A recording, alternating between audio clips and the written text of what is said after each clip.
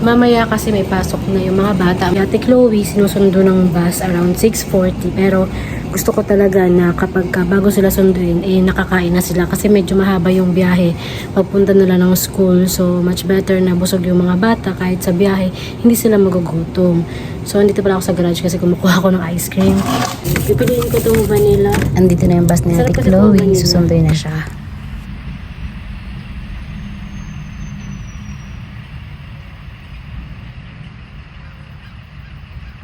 Dito sa Amerika guys, dapat mga 20 minutes nasa waiting area ka na kasi kung late ka, hindi ka nila hihintayin kahit segundo pa yan. Depende sa driver.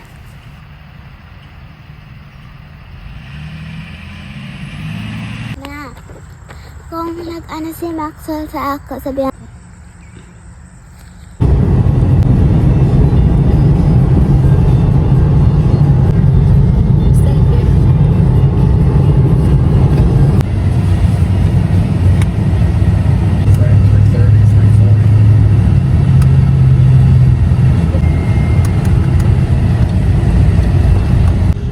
Susundo kami ngayon kay Trixie. Andito na kami sa labas, naka-park. And ito si Butterscotch, sinama namin. Ang cute to. Ang liit ng ano na to. Ang liit ni Butterscotch. You're right, Butterscotch. You're so cute, right? Ang cute niya. Favorite ni Trixie, kaya lagi dinadala dito kapag susundo. Kasi natatakot siya, akala niya ipapagroom siya. Diba ang liit niya? Parang kasing laki lang ng kamay ko. Para siyang ano, daga. Yung mukha kang daga na butter. Butter, mukha kang daga na butter.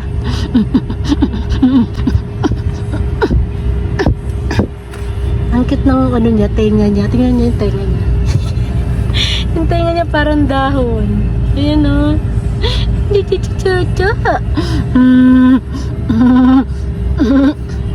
Gigil ako. Na butter.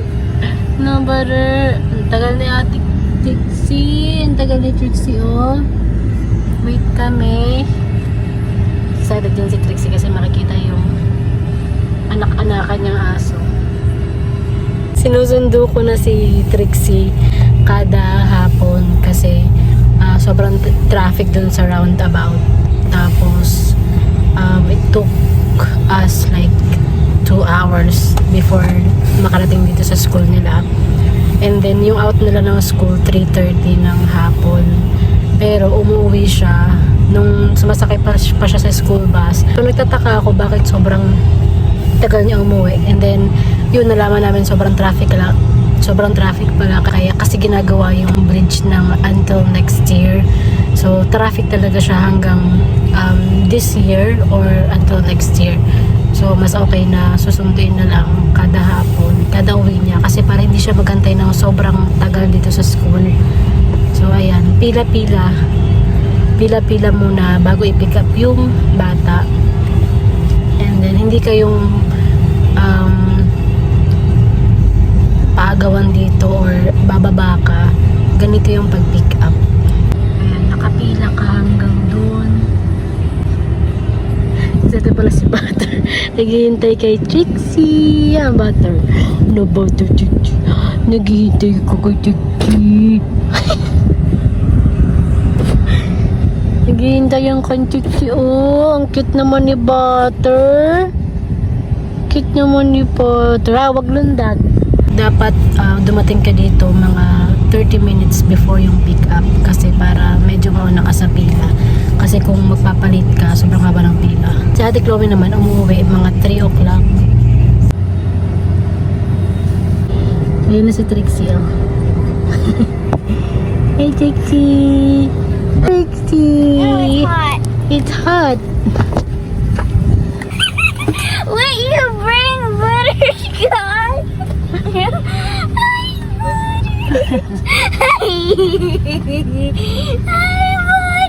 Mr. Mystic, sobrang excited si Butter nung nakita na si Trixie. What are you doing? Hi, Butter. Kanina pa yung naghihintay sa'yo eh. Nakauwi na kami. So ngayon, dahil dinner, nasanay na kasi yung mga bata na hindi kumain ng rice. So ngayon gusto nila ng siopaw kasi meron kasi akong steamer. So steam natin yung siopaw. So yung siopaw, nalulutuin natin. Punta muna siya sa parang lolo niya dyan sa kapitbahay namin. Hi! Luto muna tayo ng siopaw. Alam nyo, buti na lang may nabili kaming steamer. Sa yard sale lang namin nabili yun. Pero ano siya, worth it siyang bilhin sa yard sale. Kasi nasa $2 lang siya. Kasi kapag binila nyo sa Amazon, nasa $50 to $100.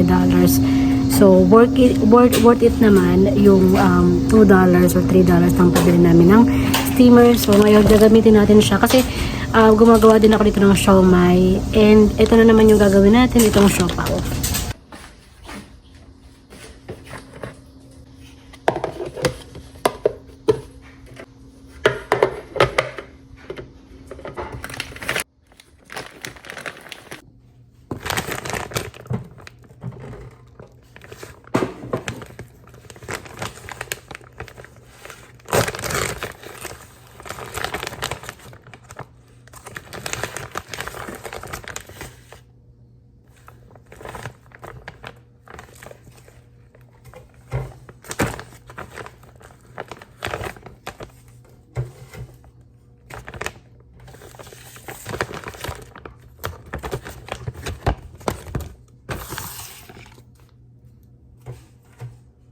At eto na po ang ating siomai. I-steam na natin siya para maluto na siya.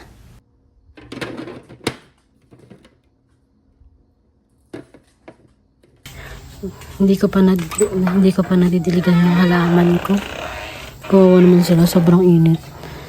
So, diligan muna natin ngayong hapon. Kasi baka kasi mamatay sila, Diyos ko. Alam niyo yung pakwan ko, namatay na. So, wala na akong i-harvest na pakwan. Hopefully soon, bumunga ulit sila, pero mag-harvest tayo ng ating radish.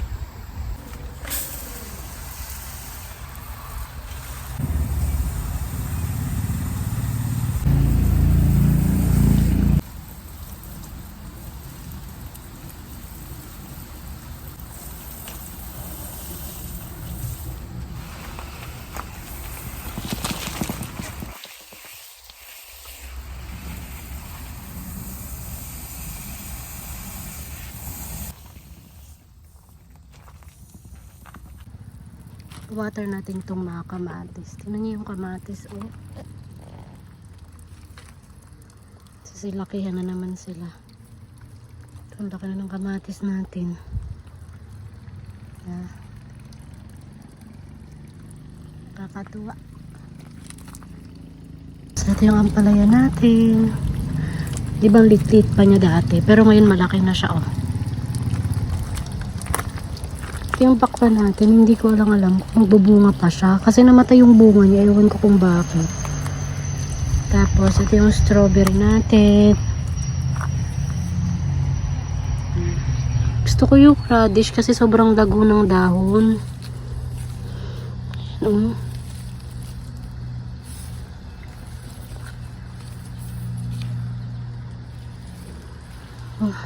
Ang lago ng dahon.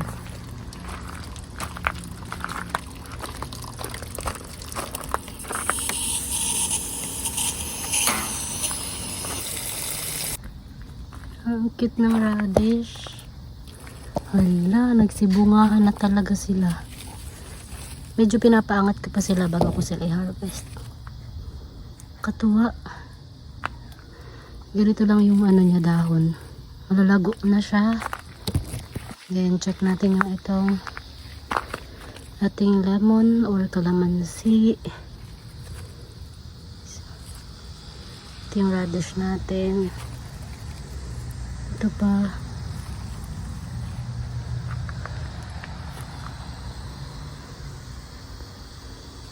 Ito yung basil natin, ang laguna ng basil. Tutuwa ako sa basil. Yan o. Hindi ko pa siya na hahalo sa pasta hanggang lumaki na lang sila.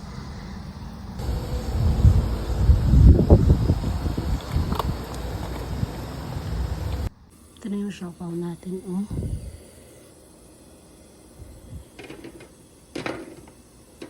I-share ko lang, kapag order ka dito ng buong karne, naka-chop na siya, ganito na siya, at binabalot na siya sa parang mga paper, depende sa paper na ginagamit. And then, ito yung mga sausage, meron syempreng pork chop, as in maraming sausage kasi yun yung na-request. And marami ding ribs na naka-prepared.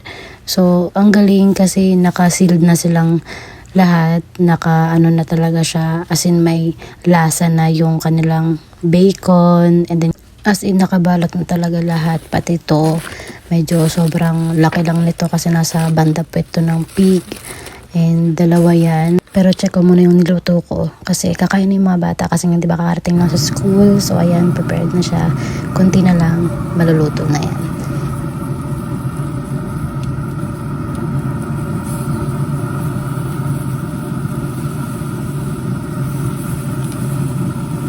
Linis tayo ngayon ng